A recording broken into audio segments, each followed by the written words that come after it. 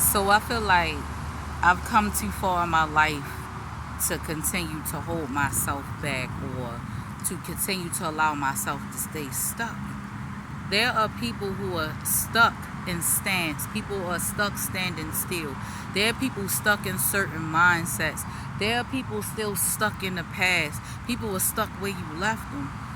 And over time, I begin to see how when someone is stuck and you choose to be around them, it rubs up on you. You become stuck. You're no longer creative. You're no longer able to do things that you used to do because you keep hanging around people who are stuck-minded. One thing that I really realized in this journey of being back on it, because sometimes some of us will end up on detours. And that only happens from you not even listening to your discernment, not following your intuition, and not being obedient to God. I'm just saying that I realized at one point in my life I was stuck, and it wasn't their mindset. It was me believing what people had to say about me. It was me listening to those outside voices, and I reiterate that all the time, to stop listening to voices outside of yourself. Start listening to the voice of God.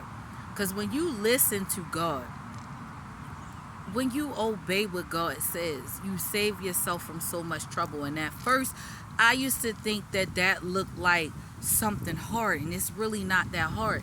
You ever think about, like, when you tell your child not to do something and they do it anyway? It's the same thing that we do with God. He tells us not to do something, but because our minds cannot even fathom his thoughts or do what he does, we'll sit up here and play around with it. I'm not encouraging anybody to play around with it. I'm encouraging people to really look at where you are in your life. And if you don't want to be in that spot, you're the only one that can change it. You're the only one who has to make the decision, that choice. You're the one that has to decide. And if you don't want to be stuck, you don't want to stand still, then you got to get moving. So when you get moving, you change those people, the places, and the things that you do. Peace and blessings.